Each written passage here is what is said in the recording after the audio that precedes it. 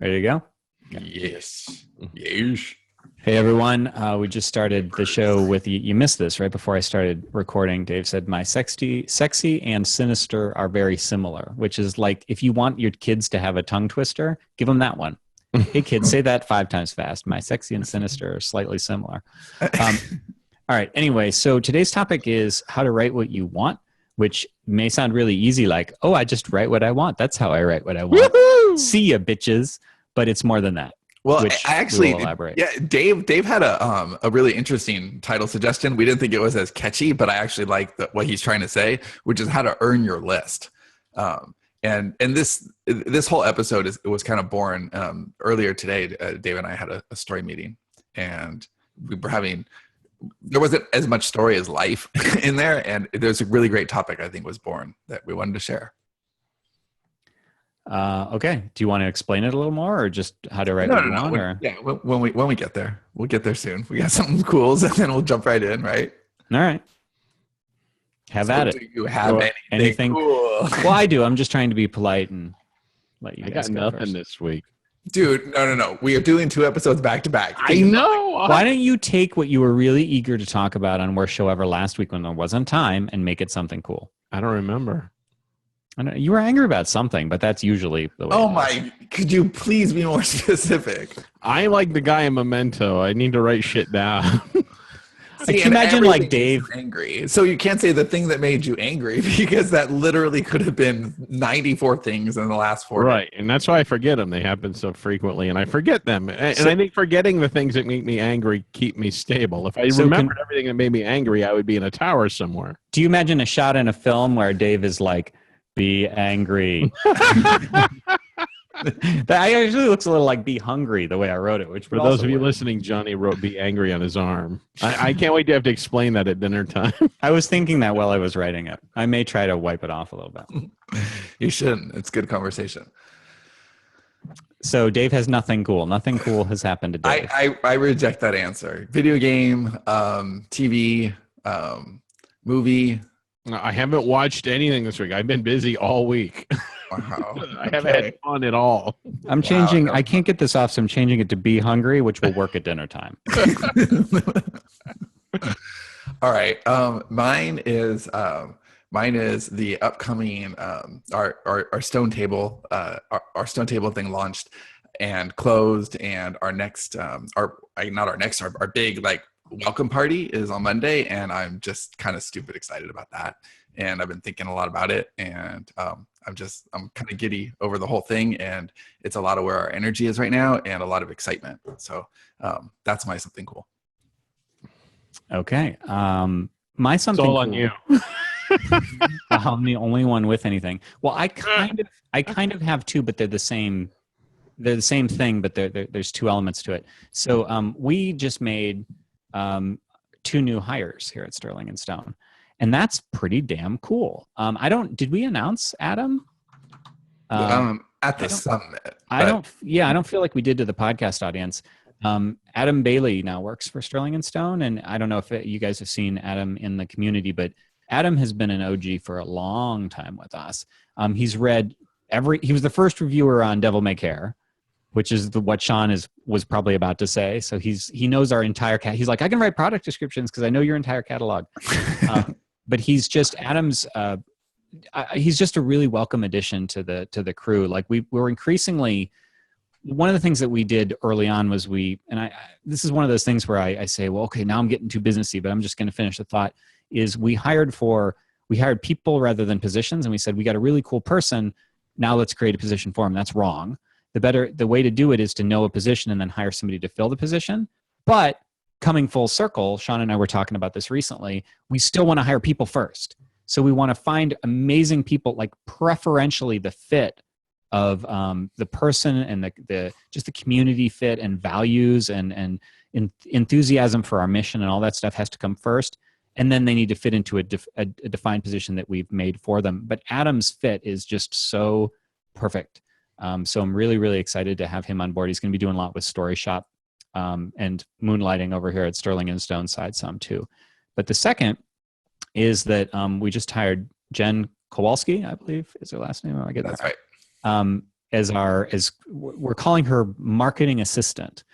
So she's sort of Christine's right hand, but we're great things with Jen. We went through a whole interview process. We put out a call and got a bunch of people in, and really, she starts like Monday, and I'm really excited to be able to have our own little marketing department, because right now it's been like Christine is the marketing and sales department, but she's also kind of operations too. So like everything is on Christine. Yeah, Christine is like Atlas with the whole entire globe on her shoulders, except Right. I'm like a hamster running on the ball on top. It's terrible. So that's just, I mean, as with anything, and I'm on top of the globe with my own sack of grief in my back, which weighs down everything. sack of grief. You're like the sad Santa. Yes, bringing grief. Here comes Davy Claus. So, anytime we do Davy Claus. Oh my God, I want to write Davy Claus. Anytime we do these things at Sterling and Stone, you say, "Why do I give a shit?" Well, the answer is because we're going to just be better at what we do. We learn as we go, and this is going to make everything gets better. Everything gets a little bit more efficient and a little bit more on target and done a little better. So that's something cool. Oh, I do have something cool, sort of. Yes. I love it when you have something cool. Well, I mean, I said the only thing I've been doing this week is work, and right now we're getting we can't talk about the title though. Our vigilante series, we're writing the second one, and I'm planning out the second and the third, and I just absolutely love it so much. Like right now I'm finishing up Karma Police 6. But I just want to get right on that other thing, because oh my God, the world and the characters I absolutely love. Yeah, this is a pretty exciting series, and it's also kind of awesome because we were trying to name the second book in the series, and Dave suggested one that I purposely did not suggest. It fits in the pattern of what we're doing with the titles. And I said, you can't use that title because that's your Ace of Spades title. Like that is the ultimate Dave title, and we can't waste it on book 2, maybe book 3. But I'm already excited about book 3 because it has like the best Dave title ever. And the ending of book 2, like, I figured that out this week, and I can't wait to write it. Well, I'm having a real hard time following this, because to me it sounds like you're saying that Dave is writing one thing but really wants to be writing something else. That just can't be. Well, I want to finish Karma Police, and I'm putting in the time to make it right. I love the series, but at the same time, like I am always thinking of the thing I'm not writing. And particularly since Karma Police is so complex, especially the end and wrapping it all up, that I don't know. The other series is more simple, and it's just. I was going to let you go on that. Me too. No, okay, but also forget my something cool. I hate it. No. Also with no. So also with this story, it was designed to go fast, so that it could be written without all the moving parts that we tend to put in our stories. And so Dave's right about that, but also it had it got unlucky, because after we finished the first one, and Dave raised his hand, and he doesn't do this. He raised his hand and he said, "This is my favorite thing I've ever written. I can't wait to publish this. I can't wait to write the next one." And we said, "No, you have to wait Karma Police, because we know you'll never write them otherwise." And also something that's kind of wonderfully, evilly horrible. Ooh. Part of the series involves like murderers, and I see how wonderful that is. I'd come up with like this really cool, like, okay, this would be an awesome like murder sequence to write, and like what happened is kind of happening in the news in real life, and I'm like, oh fuck. So I hope it doesn't come off as exploitative, because I thought of this before, people started doing it. They're copycatting things I haven't written yet. Oh, I like that. Inspiring murders since 2004 or whatever he started. Okay, so topic. So writing what you want. And do you want to start with a little bit more elaborate? Yeah, well, I can frame it. I can frame our talk this morning. So we were actually talking about exactly this, Dave something cool, and kind of mapping out this book and what our plan is. And I suggested that we close all our boxes, which this is not a new conversation at all. This is a regular conversation that we have, but it's this real struggle within CI, because we do get a lot of new ideas, and all of them are at least interesting, or we wouldn't be talking about them, and most of them would be fun to explore, but you only have so much time. And so Dave kind of said, well, I just want to write what I want to write. Why can't we be like Stephen King? And he just puts out a book and everybody knows it's Stephen King and we write it. And well, we can be. I absolutely believe we can be. But I think you have to earn it. I think that you have to build that list and the trust over years. And so it turned into, look, dude, what we need is a reader relationship. And we've broken a lot of promises with our readers, because we put in the back of the book, coming winter 2012. Okay, let's just go over the list of things that we owe our readers. Well, White Space Season 3. For Nevermore, at least one book, although we'll probably do 2 more. And Monstrous, although that one's not really our fault. It's not our fault, but it's still a box to open. And when we polled our readers a few years ago and asked them what was the number one thing they wanted to see from us next, Monsters was their answer. 54%. All right, which the is one where our hands were tied because the publishing rights did not belong to us. Yes, and now we actually have the rights back for that, so we could do that, and it could be really cool. So that's Kate Morgan says, I gave up on that. I just put it as coming soon or forthcoming. Yeah, please, from now on, if I write something like coming this summer, okay, I am the eternal cynic, not optimist. But when I'm writing a book, and I'm finishing it, I'll have that next summer. From now on, break my wrists if I write that. You edit it. You edit it and say coming when Dave gets to it or something like that. That'd be in those exact words. Coming when Dave gets to it. So I was saying, let's celebrate. We have closed a couple of things. Z, because 47 North made us. And, we were legally contracted to finish that one. And Yesterday's Gone, because that was our golden goose. And so we were very to kill it. Yeah, well, we were very driven to finish that. I'm all down for a Mauricio Return series, by the way, just on records. Yesterday's back. Yes, oh, I love it. I actually do love that. I actually do love that. Just Mauricio on cover 1. That's it.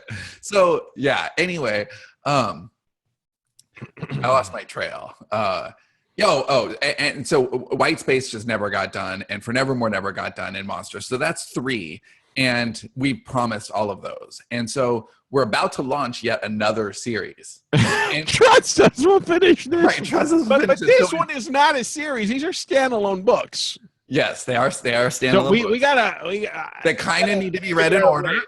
Big people know that.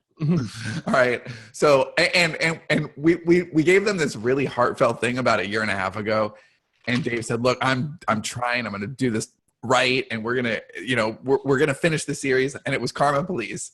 And then we just stopped a year ago. Just stopped. And we've owed the next episode. Danielle Garrett says standalone books that kind of need to be read in order. Right.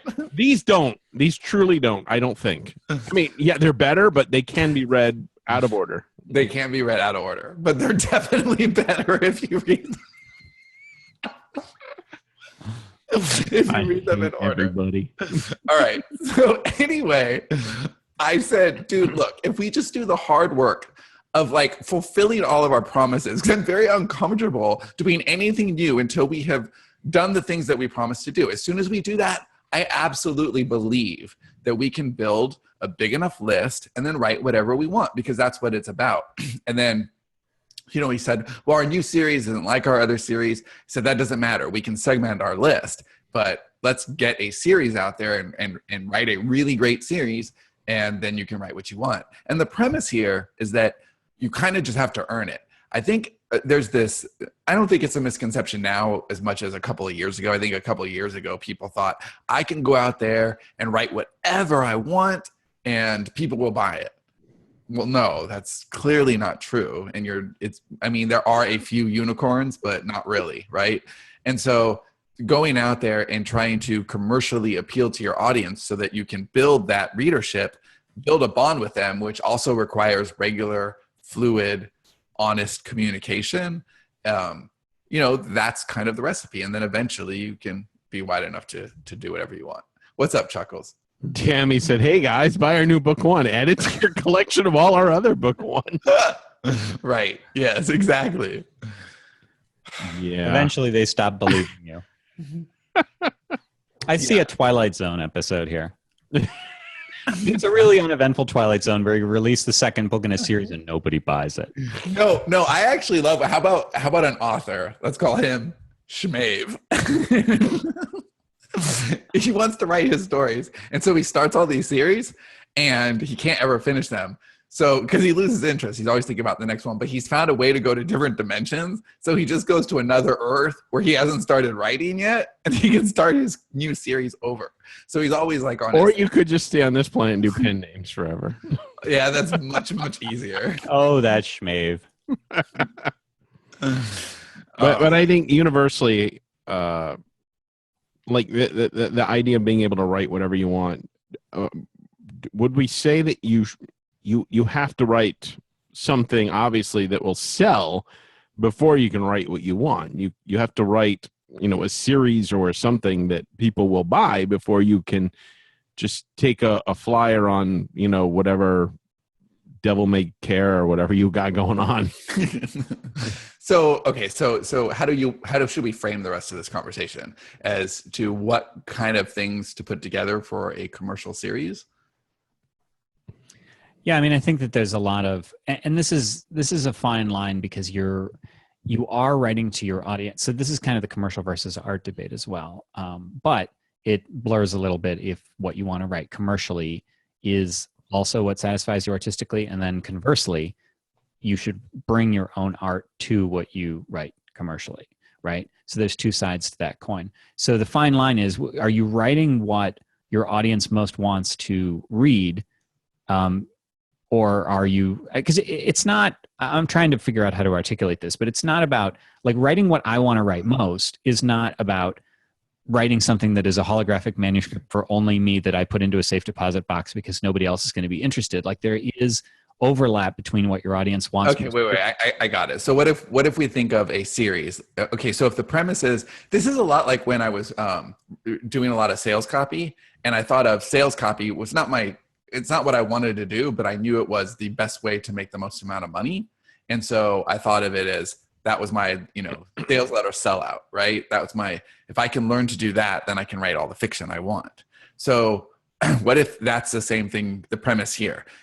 I'm going to write a series because then I can write whatever I want. Basically, the series pays for the freedom to just do your passion project. So think of it as a thing that you're building, then you need a minimum viable product, right? So maybe our question is, what are the 5 questions we want to ask ourselves to what does a minimum viable product series look like? Because if that is your why, because I want to buy myself time to write freedom, but I don't want to get into a series that I'm not going to enjoy. I want to be something it's artistically satisfying to me, artistically or satisfying for the reader. What does that look like, and what kinds of questions should we ask? Sure. So, I was going to say, I think where Collective Inkwell went wrong is, we wrote that series Yesterday's Gone, which afforded us the ability to write whatever we wanted, but we followed it up by writing a whole bunch of other things, whatever we wanted, and didn't really write another hit series. And that I think is just going a little too far out there. Yeah, we basically took it all with the muse. So I think a good question to ask yourself, and no focus.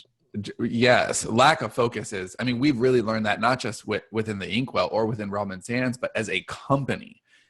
Sterling and Stone is more focused than it's ever been. We're knocking stuff off of our plate. We're actively taking things away right now and saying, if that doesn't fit in with our core focus, then it doesn't belong here. And that's mostly because Johnny's gotten very good at telling me no, and it's really effective. It's a really good strategy.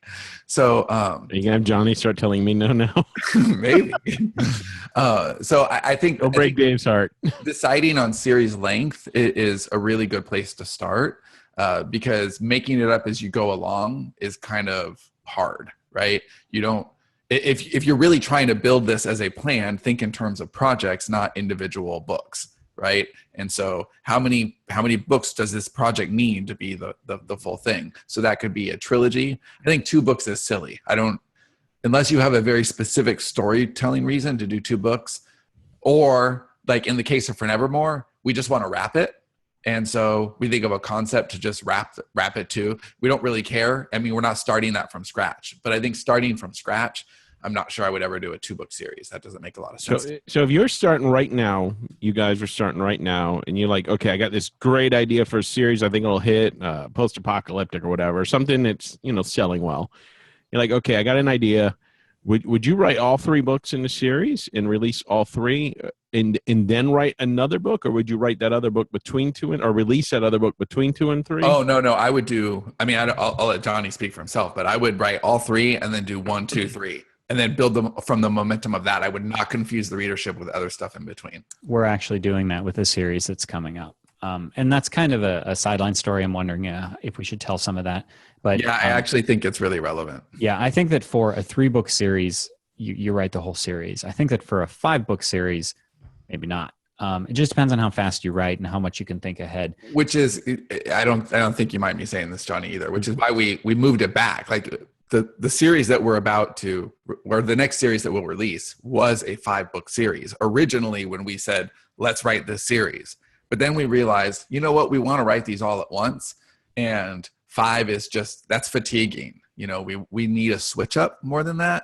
And so writing them, 1, 2, 3 it really worked for us. Kind of. It theoretically should have worked for us. Yeah, well, and I think that it will work for us. It just took a really roundabout trip to get there. To me, this is really a question of focus and my specialty, sort of articulating the problem, which I guess is a species of know your why, isn't it? But the metaphor that people use when they talk about focus, and forgive me because this is kind of a tired metaphor, is that of like a lantern or a flashlight versus a laser. You can have light that goes everywhere, or you can have it in one place and then you can burn through metal. And that's kind of what you want to do here, in my opinion, is to really clearly define the project and what you want to do from it. And in the case of the series that Sean was talking about, it was kind of like, well, what do we want to do with the series, and what don't we want to do with the series? Because we opened a lot of boxes with series in the past, and they were so ambitious, it was an eyes bigger than stomach sort of a thing, that we were like, well, we'll just start the series. And without finishing any of them, we didn't build that trust equity that we were talking about at the beginning to earn the right to write whatever we want, because it's like finish what you started, motherfucker. So you're in the same boat. I mean, you got the beam. Oh yeah, no, it's terrible. Yeah. But we're also really good at hacking it down. Like, actually, Dave, our problem at Realm and Sands is way bigger than our problem at CI, but our ability to catch up is better. So it's 6 of one, half a dozen of the other, but it is Sterling and Stone's biggest problem. And we would be making a lot more money in fiction if we were focused. But as we've said before, like, we are playing a really long game here. And I go back and forth on how much of it was a wise decision and how much of it we could have done better. I mean, I'm a big proponent of a lot of it we could have done better, but whatever. Where you are is a product of what you did. So I like where we are. But that said, we did open a lot of boxes. The beam, as the Dave gave as an example, is actually, I feel, counter to this, because in my mind, the beam will never really end. Like, the beam is the world that is open. Yeah, we've talked about that since the beginning, which is why we're not really in a hurry to close it, because I think that we feel strongly that it's our best playground probably, and those books take a lot of time and exploration, and so we need the runway, and it makes sense to close all the little things and really establish a lot of readers' trust and really grow our list. And when we get back to the beam, we'll get back and we won't drop it again. But learn from our mistakes, because what we're doing now is we're kind of changing midstream and turning series into what they probably should have been in the beginning. So a week from there's no point in me saying it because it's going to be different for everybody. I think it's the 22nd of May. We're releasing Cursed. And Cursed was a series. We did a backstory for it, so I feel like we've talked about it, but I actually don't think we have. Not on SPP. Yeah, we wrote 6 of those. There's 6 little books. I think they're like 18. I read the first one. Words. He read it and he liked it a lot. But we thought that was going to be we called it the Fugitive, right? It was the Fugitive model where he was going to have a new adventure and just keep running.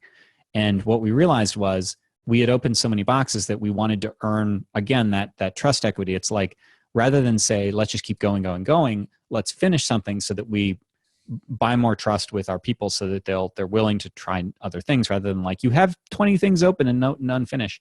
So we actually wrote 6 volumes of Cursed, released 4 of them. And then, so we were writing ahead. So we had released 4 and we'd written 6. And about that time we said, okay, this isn't going to work. We don't have the bandwidth. We're never going to get to some of the things we want to do. So we need to close this series down. Now, at the time, we just hit paralysis.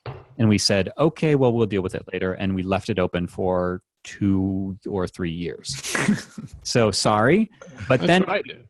When we came back to it with some of the stuff that we're talking about now, it's like, okay, so what can we do now that we should have done to begin with, to define what that series should have been for sort of maximum commercial impact and reader experience, not just commercial impact? Because remember, that's the whole thing here. You aren't thinking number of dollars, you're thinking of your reader experience. So we wanted to finish it, but we were then tasked with finishing a series that didn't originally have any intention of having an ending. So we were in the middle of a series that was supposed to be ongoing and had to decide how we were going to wrap it up. So that's a whole other story, and I don't know how much we want to get into that. But the point is, we had to switch it mid-series, just like the series that Sean's talking about, the new one that's going to be 5 full-length books, or was. And we said, no, that doesn't make sense for us. It doesn't make sense for the reader, because we were stretching what was essentially 3 books of story into 5 because we weren't focused. We were just like, let's just keep writing. And balancing all of those things, like what's best for the reader, what's best for us, what closes boxes, what gets us a finish credit so that we can move on to something else. That's where we're making these decisions. Yeah, and I think a big lesson there is you don't ever want to keep a series going if you run out of ideas, or if the ideas are thin. Like that's it. They look like they're going to run out. Yeah, keep it strong. We've all read series that okay. The difference between Lord of the Rings and The Hobbit, right? So yeah. Lord of the Rings is 3 books and 3 movies. Awesome. The Hobbit is like, it's 1 book, which is thinner than any of the Lord of the Rings books. And not a lot happens in The Hobbit compared to the Lord of the Rings. No, and they made it 3 like long ass movies. I didn't even watch them because what the hell? No, I didn't either. I rejected it on principle. Come on. I watched the first one and was just it just stop it. So they added a lot of extra stuff that you didn't really need. They really milked it, and they added stuff from other books. Well, yes, but they didn't make shit up. Well, no, I realize that, but they really damaged the narrative. Like it wasn't meant to do that, and so I think the overall product suffered. And you want to watch that. So when you're building your minimum viable product series, then think about that. Now, we do have a comment. Sandra Turnbull says, never beat yourselves up about how you built Sterling and Stone. The vulnerability and transparent sharing I found here is why 1 year later, I'm about to publish my first book out of my own publishing company. Keep that shit up. Thank you. Thank you. Yeah, we like to fail publicly. But it's all to help you. It's not because we're failing. We just want to help you all. Yeah, that's it. Yeah, that's a ticket. Yeah, so I don't even remember where we. But so what makes for sort of a good cohesive series? I mean, I'm thinking reader experience. Again, the idea here is, how do you rack off the credit of finished something before you can buy just that much more equity toward? Because remember, the whole idea here is, how do you build what you want? That's the end goal there, or write what you want.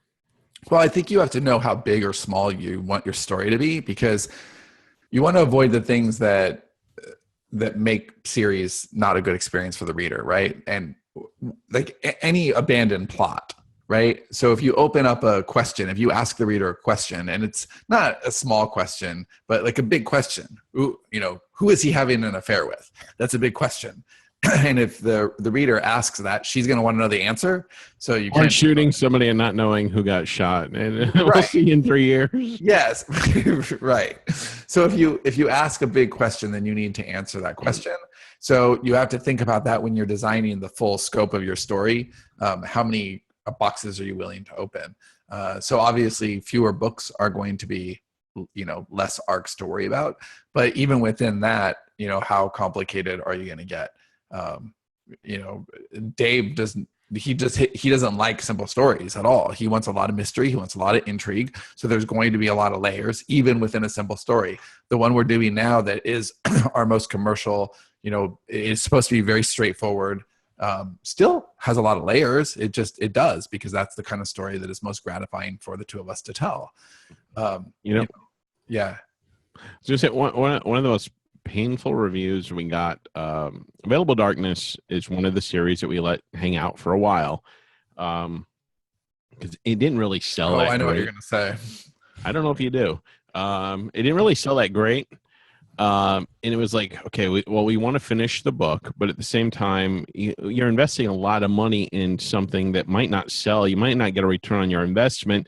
And when you're writing, you need to make money. You need to keep the lights on. So that's why I think a lot of times an author will choose to write a series that they know will sell, or they have an idea will sell well, versus another thing. Which is why I feel we went too far with 6 different series. It was just too much. But the thing that hurt me most, I think, was when I was reading a review of Available Darkness Book 3, and I put my heart and soul into it and went about nuts writing it. And I loved what we wrote, and I think it's good. And somebody wrote in a review that, I don't remember exactly what it said, but basically like, I've been waiting for this for so long, I no longer care. And I was like, I was like a knife in the gut. And you don't want to do that to your readers. Oh, wow. No, that isn't what I thought you were going to say. No. I thought you were going to say the person, it was for Available Darkness, and they said they've been waiting a long time for it, and now it feels like you just cashed out and wrote the first thing that came to your head. Or I don't know if I saw that one, but fuck that. I was going to say, do you want to? I'll read some more of Dave's bad reviews. No. This was a really early one. It was when and you were pretty crushed, and we had a conversation about it, and it was, and that hurt you especially because this book took you a long ass time, and you were trying to get. I don't think I've ever taken the easy road or cashed out or like any of those criticisms that somebody might make to somebody that's very successful. I don't think I've always gone the most difficult route possible. Yeah. So. Okay. So anyway, what are things to look for to either make sure that your series is super commercial, or not even that? I actually would worry more about if you're thinking in terms of minimal viable reader product. experience. Yeah. So obviously being consistent with your world, right? All the little things, all the whatever it is, currency, the details, right? Your world has to have a certain heft to it and consistent. And that's one of the benefits, I think. If you don't have a Bible or something like Story Shop out there, I'm just gonna launch into a Story Shop. No, I'm not. You know what? You can Really find that at storyshop.io. Yeah, well, I hesitate to even say Story Shop right now because Storyshop.io. because it's not, fuck you guys, because it's not quite. I mean, it's where's that cash register shop? Okay, fucking people. Wait, Dave, where can I find this amazing software? Do I have anything to lose? Okay, so you want to, whatever you use, you want to have your world accessible and your details consistent, and that's one of the benefits. If you don't have a tool to do that, it's great to write them right in order. I will say, when we get back to For Nevermore, though, and the more I think about it, the more I am looking forward to that. We are using Story Shop for that. So do you think I'm going to argue with you? You say that like no. Well, you somebody better start putting that stuff in. no. I'm really excited. I actually think For Nevermore will be really straightforward. I think its white space is very complicated, and I don't think we need Story Shop for that. No, I don't either, because it's already. We're gonna finish it. We're not gonna. Yeah, right. So, Dave is putting his Herman Munster boot that foot down. Well, okay. So let's attack the tricky question of how much of your.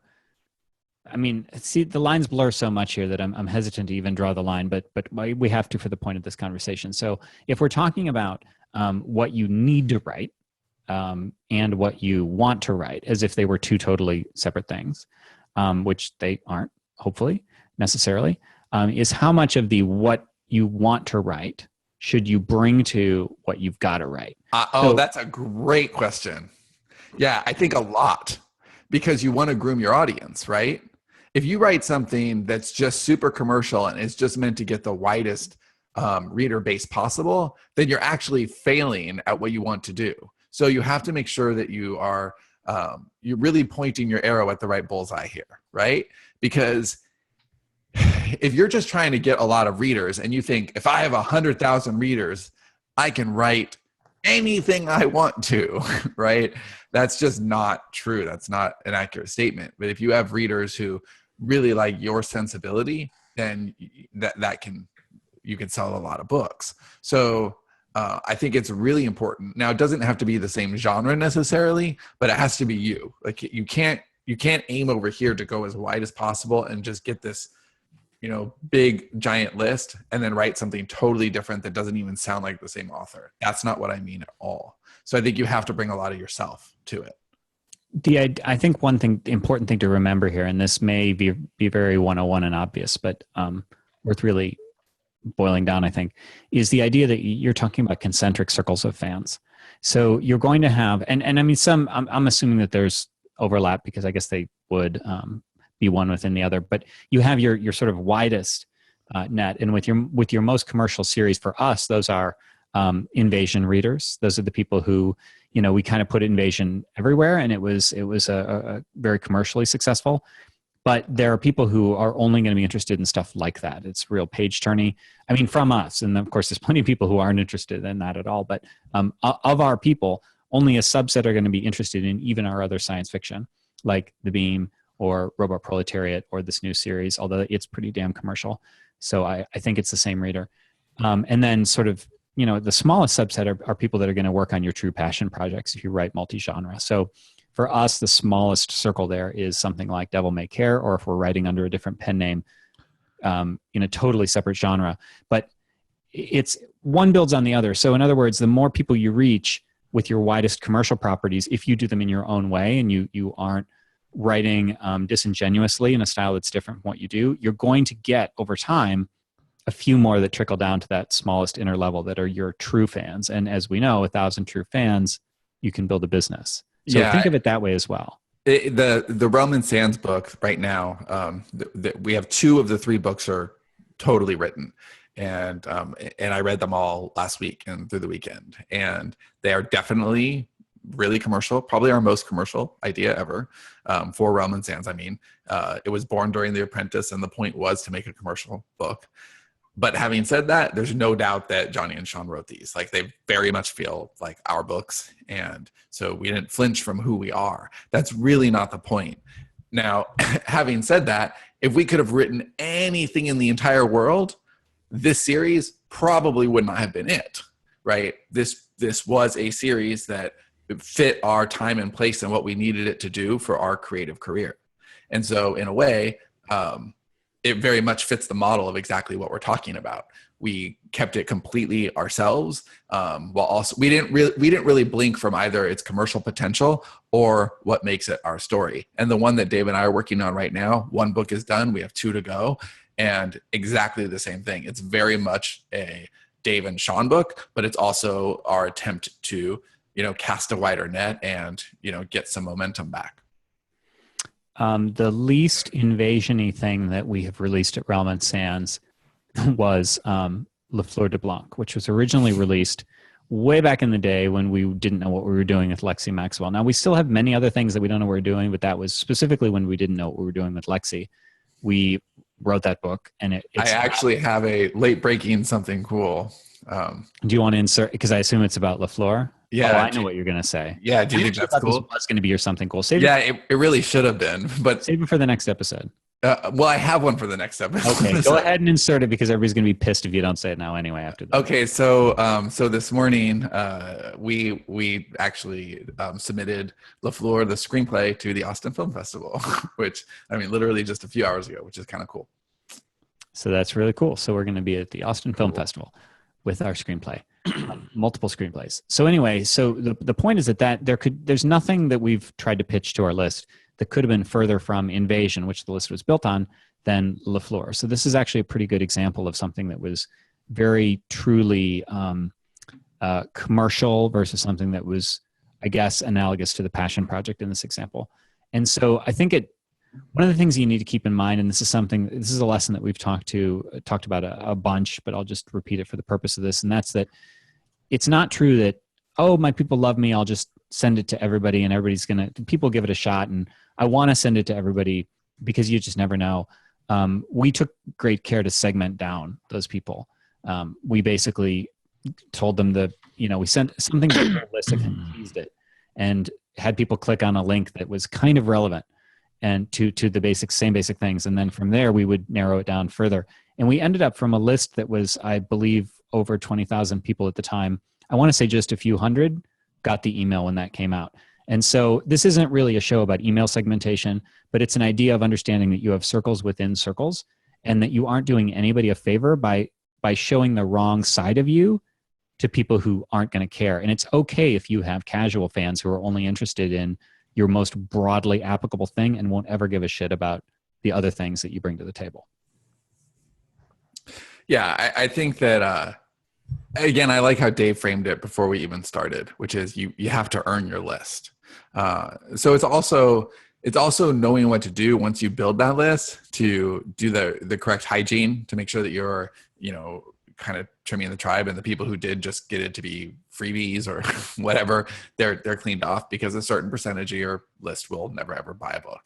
So you want to get those off, you want to nurture it, but you also want to communicate. And Dave and I talked a lot about this through the whole time this morning when we were talking about, okay, well, here's our plan. Because Dave and I basically architected a plan for the next year. And I really believe Dave. He's in a really good place. And no, he's not. He's still in Florida. Well, yes, but he's committed to move. So that's great. And this morning he ordered the book Mindset from Amazon, which I'm just super excited that he's going to read. I've been trying to get him to read it for 2 years. And this morning, I've never heard you mention that book. Oh my God. So you could totally do that thing like in Inception, where Carrie Ann Moss tells him something. She tells him she's going to fuck him over and then leaves for like 30 seconds and comes back. Oh, that's Memento, right? Or Memento. I didn't mean Inception. Yeah. So anyway, I think that that's all going to go really well. But the whole second half of that was, well, dude, look, we can get all these people on the list and that'll be great, but we have to communicate with them, and we have to communicate with them in a consistent manner, and on and on and on. And he's very receptive to, okay, look, I just need to know what to say. And that's it. So we're going to build it all out. I said, well, look, if this was like anything else in the company, this is how we would handle it. Here's the idea. I pitched the idea to Johnny, and then, he'll talk about it with Christine. She'll build a project. And in this case, it would be, assignments, and Tammy would understand the project and then could give you email prompts. And if you do the email prompts, will you write one every week? Yes, I'll write one every week. So you kind of need a whole project here. If the end goal is, I want to write whatever I want to write, it's kind of an unreasonable expectation to think that you're just going to storm the marketplace, put out your work of genius, and everybody's going to flock to it. Readers don't work that way, and unfortunately, the algorithms don't work that way either. So you really do have lightning in a bottle situation there. But if you go into it with a different set of expectations and think, all right, I'm going to pay my dues, but I'm going to pay my dues in the coolest way possible by creating a minimum viable product, really cool series, which is, and I don't mean minimum viable product in quality at all. I don't mean skimping on your editing or your covers or anything like that. I mean a minimum viable product for your career. Like this is what you need to basically get the seed money to go write what you really want to write. And that requires a plan. So here's the series I'm going to create. here's the parameters around that series. Here's the basic launch plan and timeline. Don't forget your timeline, because this isn't an overnight thing. This may take you 18 months. This may take you 4 years. It really depends on how much you have to put on it. For us, we're about ready to do this next year. We keep saying 2018 is our year in many, many ways. And this is one of those ways. But by the time we get there, we will have worked for 6 years to get there. So it is a long game, but that's why I like the idea of the minimum viable product here, because you can maybe turn that into 18 months if you're really intentional about it. And we weren't. We were really scattered. So I told Dave this morning that, dude, we would probably have an easier time just making up a pen name and starting over than we do trying to, recover here. So, and I would actually consider that. Yeah, no, I could hear your wheels turning. I mean, no. Our new series, I'm thinking, that'd be perfect to start over with. Yeah, but we don't want to do that. We want to build our names. We want to do the right thing, the smart thing, and play the long game. But you have to really always consider the reader experience here. And part of the reader experience is they don't want to read from an author who doesn't tell them the truth, Danielle Garrett says Dave wants a pen name because it's easier to hide and keep life redacted. Yeah, I figure if I wait long enough, everybody will forget about David Wright, and then I could be, Schmave. Maybe. So expectation setting and precedent setting, which I think are slightly different here, is also something. So you want, if you are writing something distinctly different from what you think you want to write, like ideally, and again, I'm not a fan of writing as a mercenary. I think that you should always be kind of wanting to write whatever it is that you write. But if there is, so for instance, if we were like, well, we'll write we'll write commercial science fiction, but we really want to write, occasionally we want to write literary books, which is actually true. We need to establish with our readers early on that we aren't only science fiction writers, because otherwise, like we've all seen that author or that artist who they're known for one thing and they're really well known for it and they're really good, and then they do something else and you're like, okay, why are you doing that? Why, stay in your box, don't ever leave it. Yeah, like Stephen King released is it Eyes of the Dragon, I want to say, and it's like kind of kid. I really like Eyes of the Dragon. But some people, Johnny. No, I didn't. Can I finish the sentence before I get railed at? But it's like a lot of people were like, well, what the hell's he doing writing a kid's book? Well, J.K. Rowling's a great example here, right? Like she just go back to writing wizards, you bitch. I hate this shit. But people were ready to shit on her. You want to do things where it's not a surprise. I think Dave's Dave voice is better than my Dave voice. That wasn't my Dave voice. I was acting like those fucking haters. You aren't necessarily trying to convince them to come with you from that early on, but you want to set the precedent and the expectation that you will occasionally do things that aren't in what they consider to be your sweet spot, so that it's like addressing an objection before it arises or something like that. And so if you can do that, then it allows them to not be surprised and to be maybe willing to go with you and try something like, oh, okay, I'll give it a shot, that sort of thing. But the other thing to keep in mind is don't get ahead of yourself. So, we're starting to adopt kind of a one for us, one for them sort of mentality. The idea is, let's do something that is really going to hit with the readers, but then we'll take a risk on something that may not hit with the readers because it's kind of for us. But it depends on everybody, but just remember like how far reader trust will stretch. And if you've done one thing in a fairly, defined amount of time, so 6 months, and you're new and you've had a big, thing and you got a bunch of people in, I would advise you to not immediately then go counter with your next project. Like you kind of have to boil the frog with that a little bit. I totally agree. Because even if you're swimming in money, even if you're like, oh, I made $1 billion, I'm going to use Dave's voice. I made $1 billion on KDP Select with my first series. Now I'm going to go write, the next Catcher in the Rye.